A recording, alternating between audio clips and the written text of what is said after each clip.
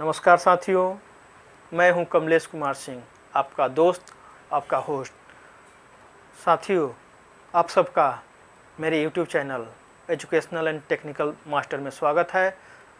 साथियों, यदि आप मेरे चैनल पर नए हो तो कृपया मेरे चैनल को सब्सक्राइब कर दीजिए तथा बेल को दबाकर ऑल नोटिफिकेशन बेल को ऑन कर दीजिए ताकि मेरे YouTube चैनल पर जब भी नई वीडियो अपलोड हो इसका नोटिफिकेशन सबसे पहले आपको मिल जाए। साथियों, मैं इस चैनल पर सरकारी नौकरी, सामान्य अध्ययन, सामान्य ज्ञान तथा रेलवे के विभागीय परीक्षा से संबंधित वीडियो को अपलोड करता हूं। आप इस वीडियो को देखिए, लाइक कीजिए तथा अपने दोस्तों में शेयर कीजिए। तो चलिए इस वीडियो को शुरू करते हैं। पार्ट 3, प्रश्न 1, केंद्रीय हिंदी शिक्षण संस्थान किस मंत्रालय के अधीन है? इसके 4 विकल्प हैं। क शिक्षा मंत्रालय, ख मानव संसाधन मंत्रालय, ग गृह मंत्रालय, घ विदेश मंत्रालय। इसका सही उत्तर है ग गृह मंत्रालय।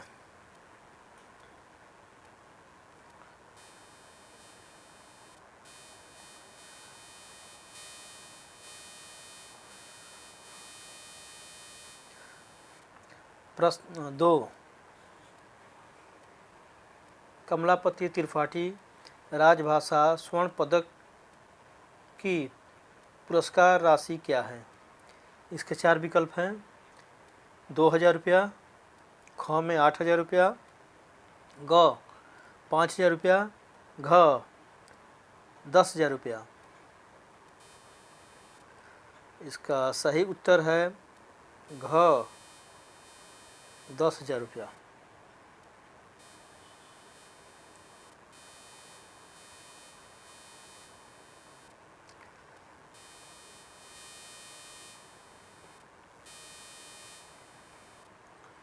प्रश्न 3, संविधान का भाग 17 किससे संबंधित है? इसके 4 विकल्प हैं। क राष्ट्र की राजभाषा से, ख उच्च न्यायालय से, ग रेलवे से, घ इनमें से कोई नहीं।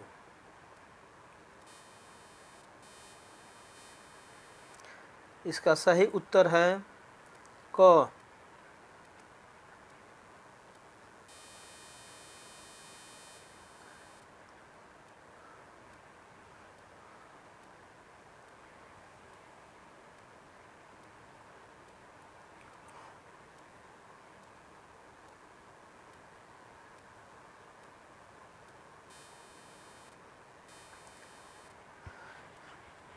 भारतीय संविधान के भाग 17 में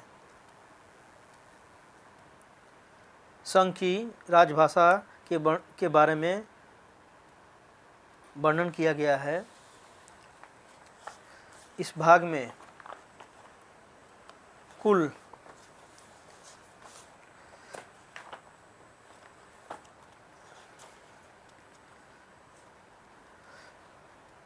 9 अनुच्छेद हैं, जो अनुच्छेद 343 से 351 तक शामिल हैं।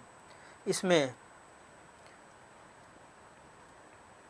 निम्न बातों की चर्चा है। संघ की राजभाषा, प्रादेशिक तथा भाषाओं के विकास आदि के बारे में भी प्रावधान है।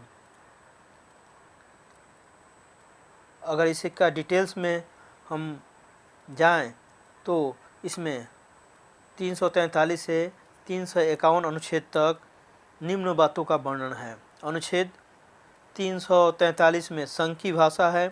अनुच्छेद 344 में राजभाषा पर संसदीय समिति एवं आयोग के बारे में बताया गया है।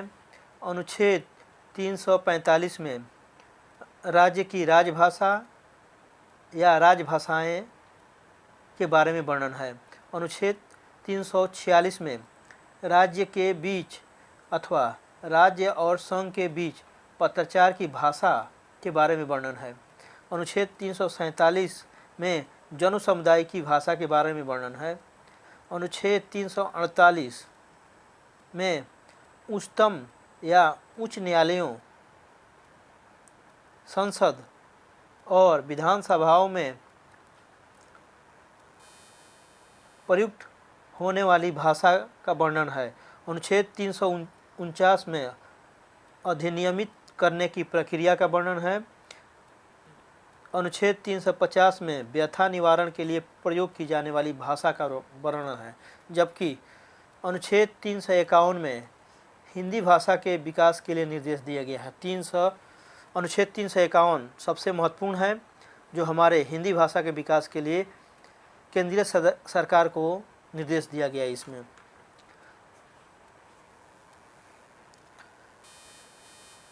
प्रश्न 4, अरुणाचल प्रदेश किस क्षेत्र में आता है तथा उसकी राजभाषा क्या है?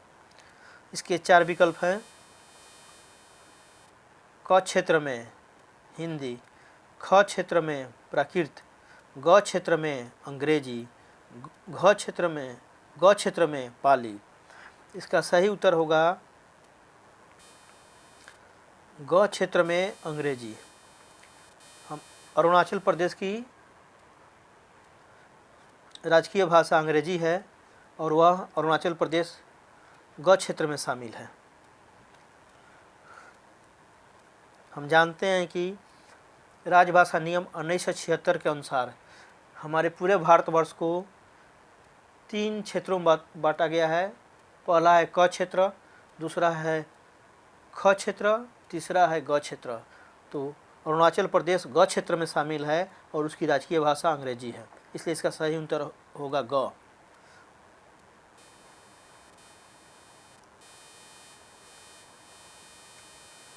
प्रश्न 5, किन राज्यों में उर्दू को राजभाषा के रूप में घोषित किया गया है? इसके 4 विकल्प हैं। क असम, जम्मू कश्मीर, ख आंध्र प्रदेश, बिहार, ग बिहार कर्नाटक, घ उड़ीसा केरल। इसका सही उत्तर है आंध्र प्रदेश, बिहार।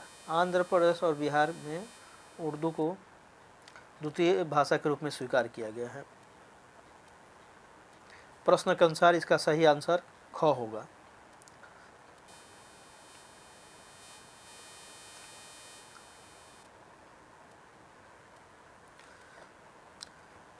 राजभाषा अधिनियम की धारा 3(3) कब से लागू हुई? क 26 जनवरी 1950, ख 15 अगस्त 1950, ग 26 जनवरी 1965, घ 10 जून 1963।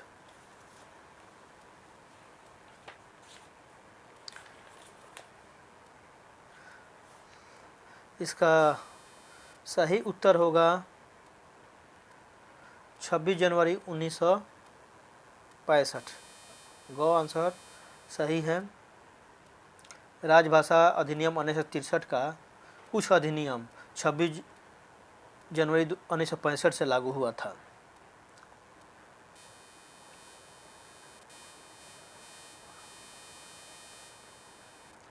प्रश्न 7, संविधान के 17वें भाग में कुल कितने अनुच्छेद हैं?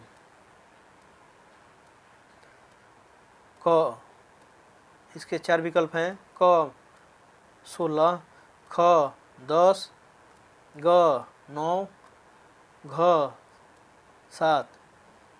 जैसा कि हम सब जानते हैं, इसका सही उत्तर है ग 9 अनुच्छेद हैं।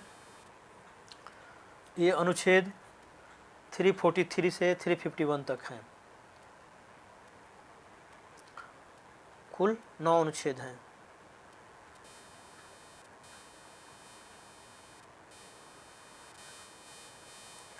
प्रश्न 8, 1973 में गठित पहले रेलवे हिंदी सलाहकार समिति की अध्यक्षता किसने की थी? इसके 4 विकल्प हैं। बीजी खरे, ओम मेहता, ग में ललित नारायण मिश्रा, घ में बीजी पंत। इसका सही आंसर है ग ललित नारायण मिश्रा। प्रश्न में यह पूछा गया कि 1973 में गठित पहली रेलवे हिंदी सलाहकार समिति की अध्यक्षता किसने की थी। तो ध्यान रखना है कि इसका सही आंसर है ललित नारायण मिश्रा। अगर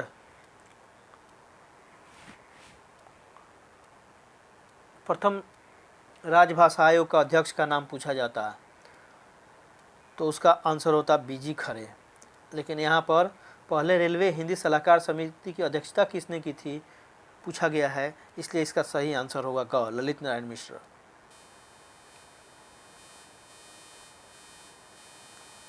प्रश्न 9,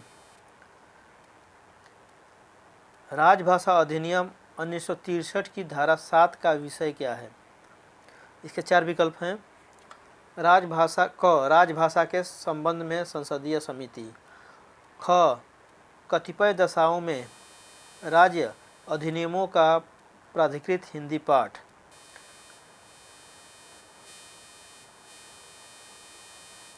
ग उच्च न्यायालयों के निर्णयों में हिंदी या अन्य भाषा का प्रयोग, घ केंद्रीय अधिनियम आदि का प्राधिकृत हिंदी अनुवाद। इसका सही उत्तर होगा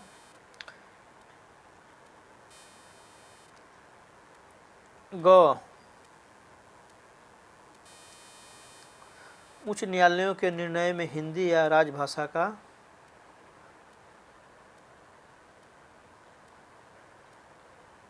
का प्रयोग। जबकि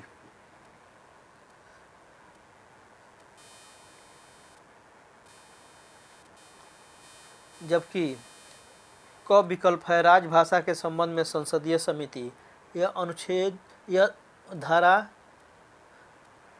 4 में वर्णित है। कतिपय दशाओं में राज्य अधिनियमों का प्राधिकृत हिंदी पाठ, जो ख में विकल्प है, वह धारा 6 में वर्णित है।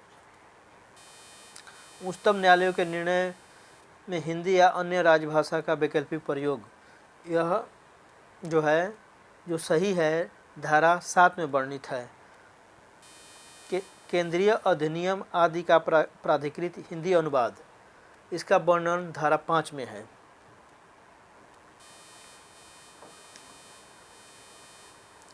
प्रश्न 10, राजभाषा आयोग की सिफारिशों पर विचार करने के लिए गठित समिति के प्रथम अध्यक्ष कौन थे।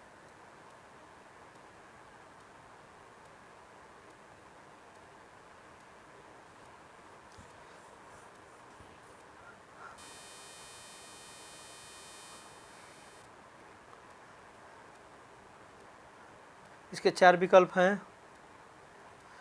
बीजी खरे, ओम मेहता, ललित नारायण मिश्रा, बीजी पंत। इसका सही उत्तर होगा बीजी पंत।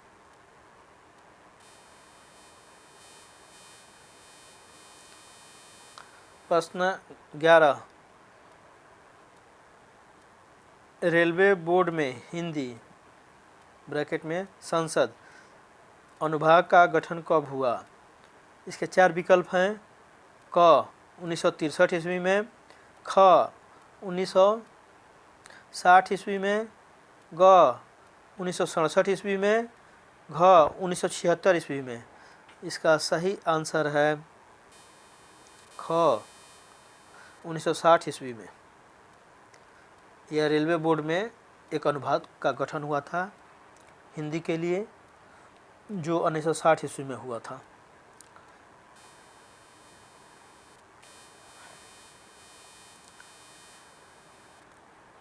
प्रश्न 12, रेलवे बजट का हिंदी अनुवाद सबसे पहले कब तैयार हुआ तथा उस समय रेल मंत्री कौन थे।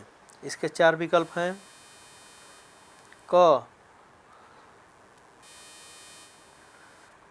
1960 श्री ललित नारायण मिश्रा। ख 1956 श्री लाल बहादुर शास्त्री। ग 1963 श्री ओम मेहता। घ 1965 श्री बीजी पंत। इसका सही उत्तर है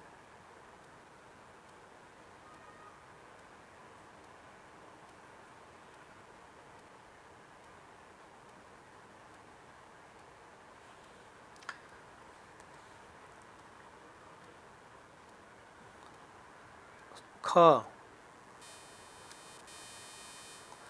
1956 श्री लाल बहादुर शास्त्री।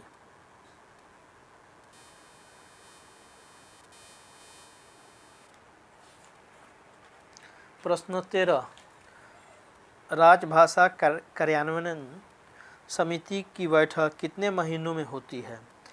इसके 4 विकल्प इस प्रकार हैं।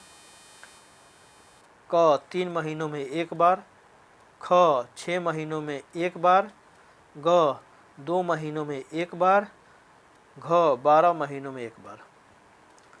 इसका सही उत्तर होगा क 3 महीनों में एक बार।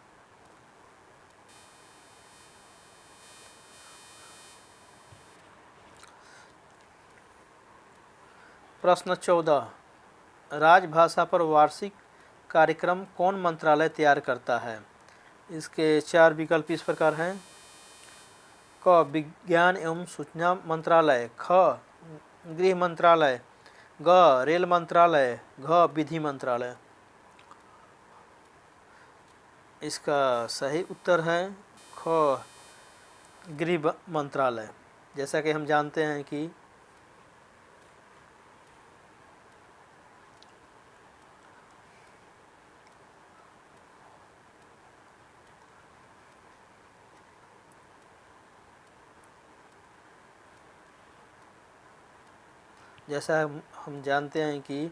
हमारा राजभाषा गृह मंत्रालय के अंतर्गत काम करता है।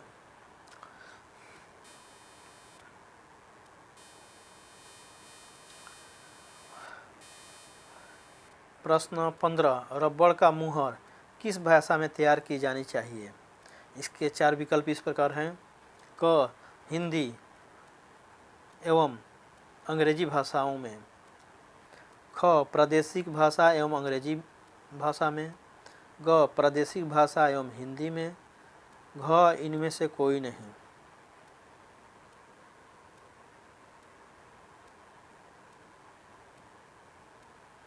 इसका सही उत्तर है क हिंदी और अंग्रेजी दोनों भाषाओं में तैयार की जानी चाहिए। जैसा कि हम देखते हैं कि सभी मुहर हिंदी और अंग्रेजी में तैयार किए जाते हैं, जिसमें हिंदी पहले होता है और अंग्रेजी भाषा बाद में होता है। अतः रबड़ का मुहर बनवाते समय यह विशेष ध्यान देना चाहिए कि हिंदी की लाइन ऊपर होनी चाहिए और अंग्रेजी की लाइन उसके बाद में होनी चाहिए।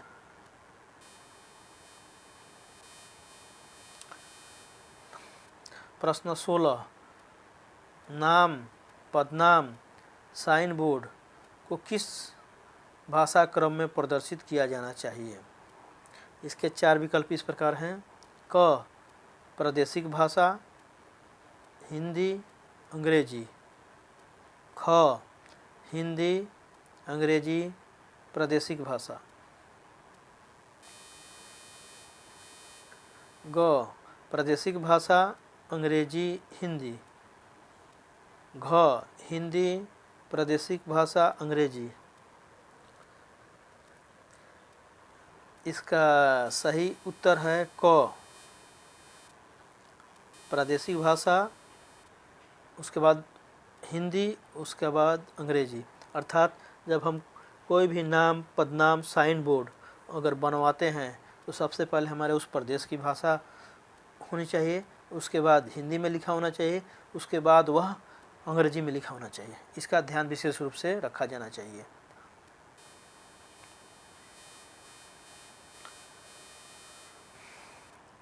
प्रश्न 17, मैथिली, बोडो, डुंगरी तथा संथाली को कब भारत के संविधान की 8वीं अनुसूची में जोड़ा गया? इसके 4 विकल्प हैं। वर्ष 2005, ख वर्ष 2003, ग वर्ष 2010, घ वर्ष 2007। इसका सही उत्तर है ख वर्ष 2003। इस प्रश्न का उत्तर लूसेंट में 2004 दिया है, जबकि बहुत जगह, ज़्यादातर जगह में 2003 दिया है। इसलिए हम इसका, अगर यह प्रश्न परीक्षा में पूछा जाता है तो हम इसका सही उत्तर 2003 ईस्वी लगाएंगे।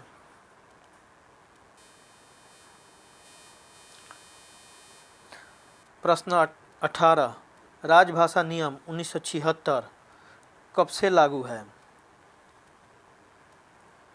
इसके 4 विकल्प इस प्रकार हैं। क 28 जून 1976, ख 17 जुलाई 1976, ग 10 मई 1976, घ 26 जनवरी 1976। इसका सही उत्तर है ख 17 जुलाई 1976, जबकि राजभाषा नियम 28 जून 1976 को बनकर तैयार हो गया था, लेकिन यह 17 जुलाई 1976 से लागू हुआ।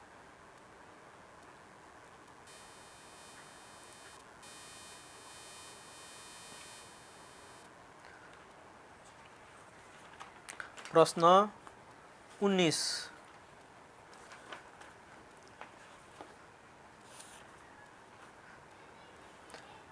कब दमन एवं दीव तथा दादर नगर हवेली को ग क्षेत्र से हटाकर ख क्षेत्र में जोड़ा गया? इसके 4 विकल्प इस प्रकार हैं। वर्ष 2010 में, वर्ष 2011 में, वर्ष 2012 में, वर्ष 2013 में। इसका सही उत्तर है वर्ष 2011 में। इसका व्याख्या इस प्रकार है। गृह मंत्रालय भाषा विभाग के दिनांक 23/5/2011 के पत्रांक द्वारा संघ राज्य क्षेत्र दमन एवं दीव तथा दादर एवं नगर हवेली को ग क्षेत्र से हटाकर ख क्षेत्र में जोड़ा गया। तो इसका सही उत्तर होगा वर्ष 2011 में।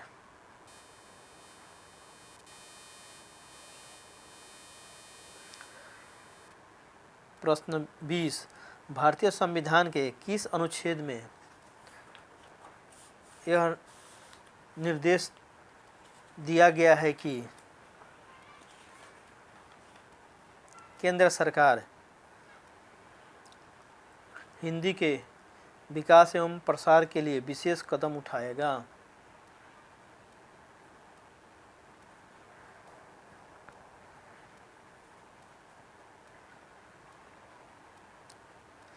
इसके 4 विकल्प इस प्रकार हैं। अनुच्छेद 343, अनुच्छेद 345, अनुच्छेद 348, अनुच्छेद 351। इसका सही जवाब है घ अनुच्छेद 351। इसका व्याख्या इस प्रकार है। अनुच्छेद 343 में संघ की भाषा के बारे में वर्णन है। अनुच्छेद 345 में राज्य की राजभाषा या राजभाषाएं के बारे में वर्णन है। अनुच्छेद 348 में उच्चतम या उच्च न्यायालयों, संसद और विधानसभाओं में प्रयुक्त होने वाली भाषा का वर्णन है, जबकि 351 में हिंदी भाषा के विकास के लिए निर्देश दिया गया है। तो अतः इसका सही उत्तर होगा अनुच्छेद 351। इसके अनुसार केंद्र सरकार को हिंदी के विकास एवं प्रसार के लिए विशेष कदम उठाने को कहा गया है।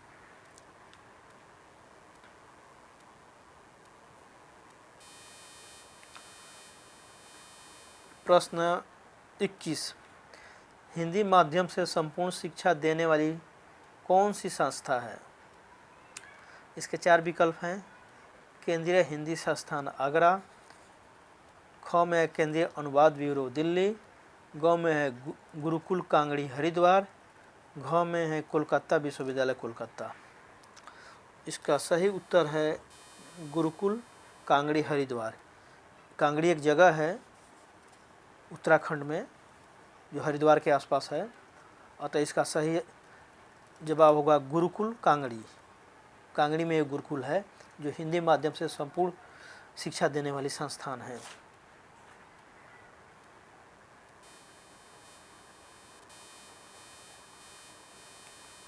बाईस, भारत में सबसे पहले हिंदी में MA अर्थात हिंदी में स्नातकोत्तर का पाठ्यक्रम शुरू करने वाला कौन सा विश्वविद्यालय है?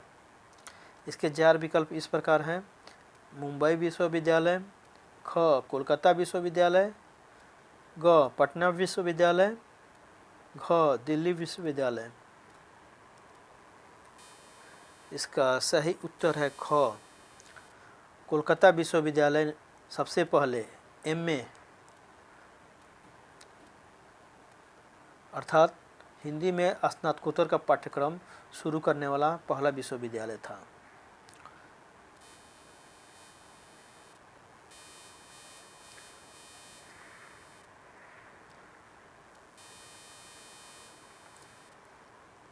प्रश्न 23, राजभाषा कर्मियों को अनुवाद प्रशिक्षण हेतु कहाँ भेजा जाता है?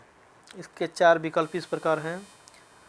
क केंद्रीय हिंदी संस्थान आगरा, ख गुरुकुल कांगड़ी हरिद्वार में, ग केंद्रीय अनुवाद ब्यूरो नई दिल्ली में, घ कोलकाता विश्वविद्यालय कोलकाता में। इसका सही उत्तर है केंद्रीय अनुवाद ब्यूरो नई दिल्ली।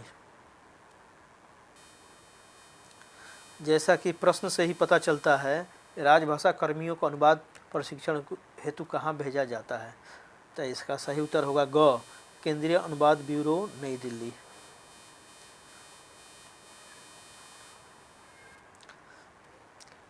प्रश्न 24, राजभाषा नियम कब बनाया गया? इसके 4 विकल्प हैं। 17 जुलाई 1976, ख में है 28 जून 1976, ग में है 10 मई 1963, घ में है 15 अगस्त 1965। इसका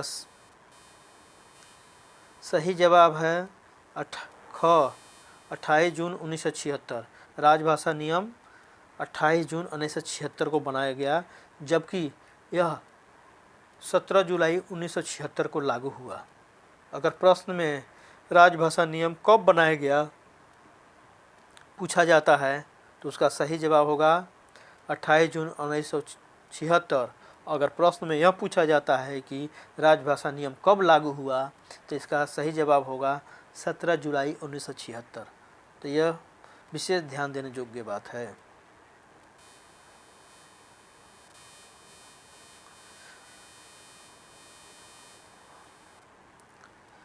प्रश्न 25, हिंदी में कथा, संग्रह, उपन्यास लिखने वालों को कौन सा पुरस्कार दिया जाता है? इसके 4 विकल्प इस प्रकार हैं। मैथिली शरण गुप्त पुरस्कार, ख में है राजीव गांधी ज्ञान पुरस्कार, ग लाल बहादुर शास्त्री पुरस्कार, घ में प्रेमचंद्र पुरस्कार। इसका सही जवाब है प्रेमचंद्र पुरस्कार। जैसे प्रश्न से ही उत्तर की झलक महसूस हो रही है, संग्रह, उपन्यास, कथा लिखने वालों, तो प्रेमचंद जी उपन्यास कथा लिखने वालों के लिए प्रसिद्ध थे, इसीलिए इसका सही उत्तर प्रेमचंद पुरस्कार होगा। तो साथियों, ये थे राजभाषा के 25 महत्वपूर्ण प्रश्न। मुझे आशा है कि आपको यह वीडियो पसंद आया होगा। आप इसका बार बार अभ्यास कीजिए ताकि परीक्षा में कोई भी हिंदी से राजभाषा से प्रश्न गलत न हो। यह प्रश्न बहुत ही आसान होते हैं, इसमें पूरे मार्क्स आने की संभावना है। तो धन्यवाद मेरा वीडियो देखने के लिए।